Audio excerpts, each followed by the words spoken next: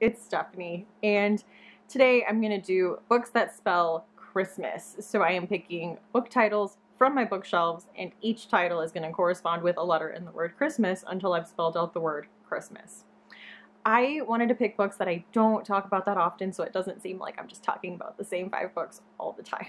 So without further ado, for the letter C, I picked The Con Artist by Fred Van Lente, and this is a really funny murder mystery, especially if you are really into pop culture or like Comic-Con culture. We are following a comic book artist who basically lives a bit of a nomadic lifestyle. He just goes from con to con, and he arrives at San Diego Comic-Con, and his professional and romantic rival has been murdered. And so he is the prime suspect, and he has to go through the con and try to solve the murder and prove his innocence. Like I said, this one was a really fun ride, and if you're looking for like a funny, nerdy murder mystery, I definitely suggest this one. And for the letter H, I am picking How the Garcia Girls Lost Their Accent by Julia Alvarez. I do consider this one of my favorite books. This is about a family of 4 sisters from the Dominican Republic, and the chapters switch perspectives on each of the sisters, and it's told backwards chronologically, so we start in present day and move backwards into their childhood. I just really enjoyed this story and about them moving to the US and trying to assimilate, and then as you keep going further you kind of see like where they came from and what kind of issues and traumas they were bringing when they were in the US trying to assimilate, and it gives it so much context, and I love the way it's written. I am picking Road Ends by Mary Lawson. Weirdly enough, I had a hard time finding an R book on my shelves. This is a book I haven't read, and all I know is that it's a Canadian family drama set in winter. So if you know more about this book than I do, please let me know. For I picked The Indifference Stars Above, the harrowing saga of a Donner Party bride by Daniel James Brown, and it follows the Donner Party. This book was absolutely fascinating and heartbreaking. I don't read a ton of nonfiction, and especially not historical nonfiction, but this one came highly recommended by Katie at Life Between Words and Julie at A Girl in a Book, and I'm really glad that I read this book. It was so good, and I learned so much, and I think it's one of those things in history that can often be a punchline, and Daniel James Brown really wrote about this with so much compassion and empathy for these people, and I really felt like I got to know them through this book.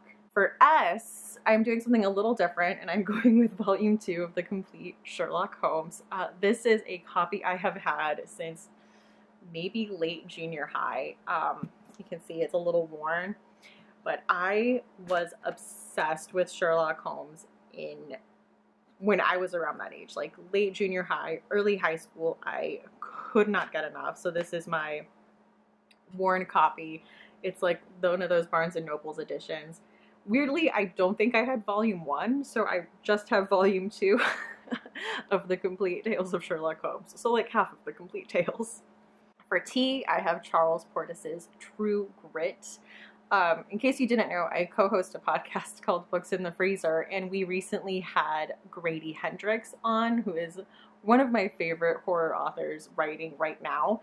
And we got to talking about the Great American Novel, and he said that he thought that Charles Portis's True Grit was, you know, his choice for what he considers the Great American Novel, and it really intrigued me. I've seen the newer adaptation with like Haley Steinfeld, so I'm really interested to read this. You know, it's like a Western with like a young female protagonist, which seems like absolutely fascinating. So I am looking forward to picking this up soon. For the letter M, I picked one of my favorite books, and that is Middlesex by Jeffrey Eugenides. I read this book 2 years ago, so like looking back on this now, I can say the gender stuff in this is probably not handled the best. The main character is intersex, and I will say the way that the author chose to use that was more of a metaphor for being in between a lot of things, which I thought worked well on the page, but I can see how, you know, is maybe not the most respectful to people that are intersex. But I really enjoyed this because this is a multi-generational story, and the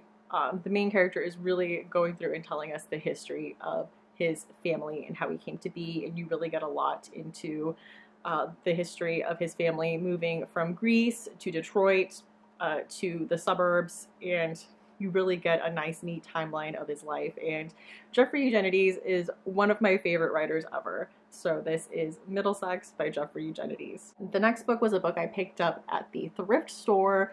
That is Animal Dreams by Barbara Kingsolver. I really don't know a ton about this. I picked this up because I enjoyed Prodigal Summer.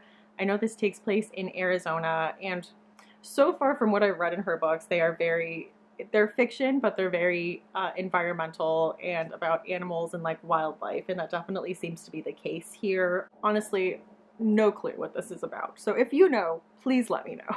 And finally, for S, I have So Long, See You Tomorrow by William Maxwell. This one was sent to me by Liz Schubert because this was one of her favorite books, I think of 2017. And this is a small novella.